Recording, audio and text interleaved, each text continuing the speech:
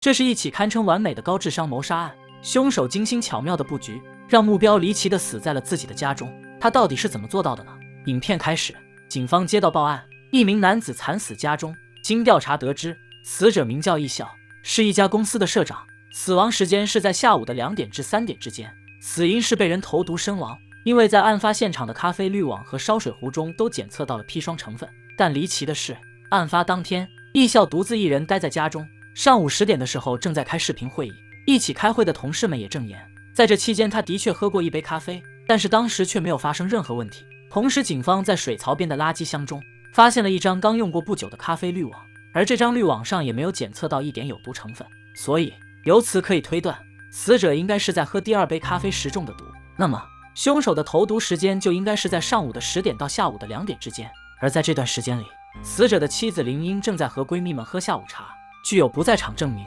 但通过监控发现，案发当天的2点左右，曾有一位女士到访过。显而易见，这位用伞把脸遮住的女人成为了此案的最大嫌疑人。随后得知此消息的林英回到家里，突如其来的打击让她悲痛不已。她来到窗台前，给丈夫生前最心爱的玫瑰花浇着水，看着眼前这些带刺又鲜艳的玫瑰花，她还是没忍住，再次失声痛哭出来。随后画面一转，负责此案的美莎来找汤川学，请求他帮忙协助调查。在得知死者的妻子林英是自己的中学同学后，汤川学放下了手中的工作，和美莎一起来到了案发现场。看着林英家门口一朵朵带刺的玫瑰花，汤川学想起中学时代的林英，明明曾说过很不喜欢这些带刺的花朵。简单寒暄了几句，汤川学和美莎来到屋内进行调查。从林英的口中得出，易笑是一个十分注重身体健康的人，生前一直喝的都是矿泉水，从不喝自来水，但在迫不得已的时候，他也只会使用净化器净化过的水。说完，汤川学俯下身子看了一下净水设备，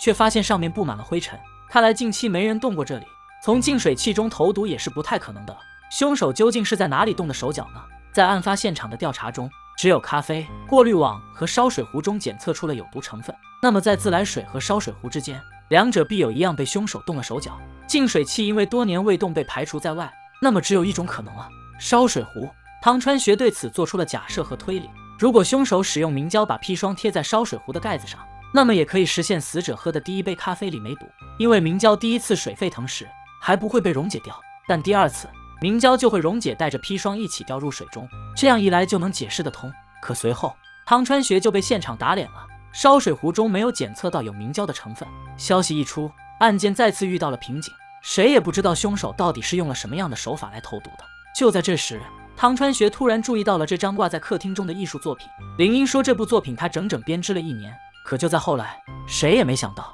正是因为这张艺术作品，汤川学才明白了整个案件的真相。这是一起离奇的密室毒杀案，案件嫌疑人仅有2名，死者的妻子林英和这名在案发当天曾到访过的女人。然而林英有着铜墙铁壁般的不在场证明，那么最大嫌疑人就变成了那位神秘的女子。就在这时，美莎突然收到消息，警方已经查到了神秘女子的行踪。原来这位神秘女是一个传教徒，按下门铃只是为了推销，并没有什么作案嫌疑，也没有进入到房间里去。至此，整个案件再次陷入僵局，两大嫌疑人在案发当天都不可能作案。那么易笑是被谁害死的呢？难不成他是自我了结？随后美莎来到易笑的公司，在调查中才发现，原来易笑是一个众人皆知的大渣男。他曾经与妻子林英的闺蜜润子交往过，但是后来因为林英怀了孕，他便和林英结了婚，而润子却因为此事遭受到了打击，最后服毒自杀了。世道有轮回，苍天饶过谁？在易笑和林英结婚不久后的某一天，林英因为一场意外事故流产了。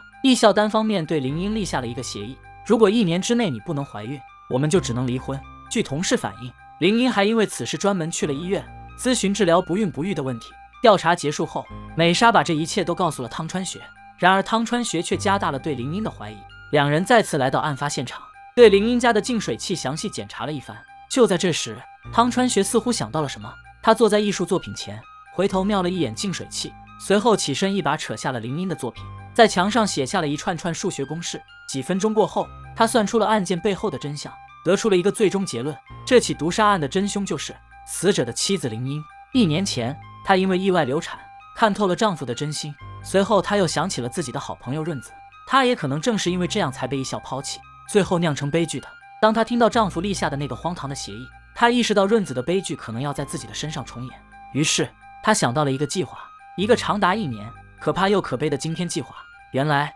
1年前她就在净水器中投下了毒。然而林英也给了丈夫1年的缓刑期，她认为每个人都有被救赎的权利。如果在这1年中，丈夫能意识到自己很爱她时，她便会饶了他。林英在净水器中投毒后，她辞掉了自己的工作，一心在家看守着丈夫，每天小心翼翼的，就害怕他哪天一不小心就死掉。丈夫想喝水，她起身抢着帮忙倒，甚至在夜里也要提防着丈夫，就害怕他一不小心喝下毒水就凉掉。为此，她也放弃了任何需要外出的社交活动，整整1年都在沙发上编织着她的作品。然而1年时间很快过去，林英没有等到她想要的答案。易笑也准时地履行了他的约定，他提出要和林英离婚，因为他压根就不想要什么爱他的妻子，他只想要的是一个能为他生孩子的女人。事已至此，林英觉得也没有什么可以再挽救的了，心如死灰的她立即执行了那个隐藏了1年的可怕计划。明天就是对丈夫执行死刑的最后一天，一段不幸的婚姻走到尽头，对于2人都没有了任何意义。丈夫想要孩子，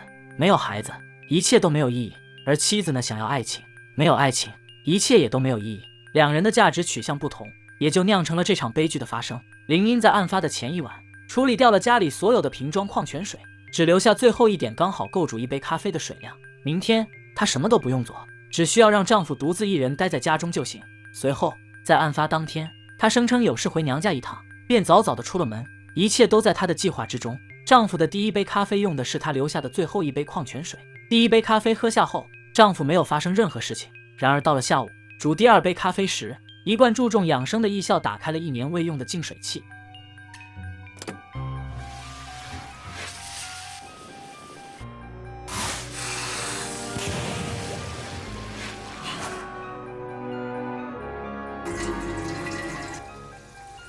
终于，压在林英心底的石头也放下了，她不用再每天都担心着丈夫会突然死去，因为喝完第2杯咖啡后的易笑，她永远地倒在了地上，再也不会醒来。整个案件的真相就是这样。原本以为会没有任何证据来指认林英，但美莎的一个重要消息传来，让林英最终被绳之以法。天网恢恢，疏而不漏。警方在林英多次浇花的土壤中检测出了微量砒霜。影片的最后，林英也在汤川学的劝导下，最终投案自首。最后的最后，林英淡淡地对着天空说，对于她而言，这1年多以来的婚姻生活，就是守护站在绞刑架上的丈夫的日日夜夜。好了，影片到此也就结束了。突然想起一段话，是100多年前的哲学家罗素说的，爱情只有当它是自由自在时，才会枝繁叶茂。认为爱情是某种义务的思想，只能将爱情置于死地，这又何尝不是一句真理呢？哲学家罗素像是穿越般知晓了易笑的下场，在他100多年前的这番话中，我们看到了易笑的结果。100多年后，易笑也验证了这段话的真理所在。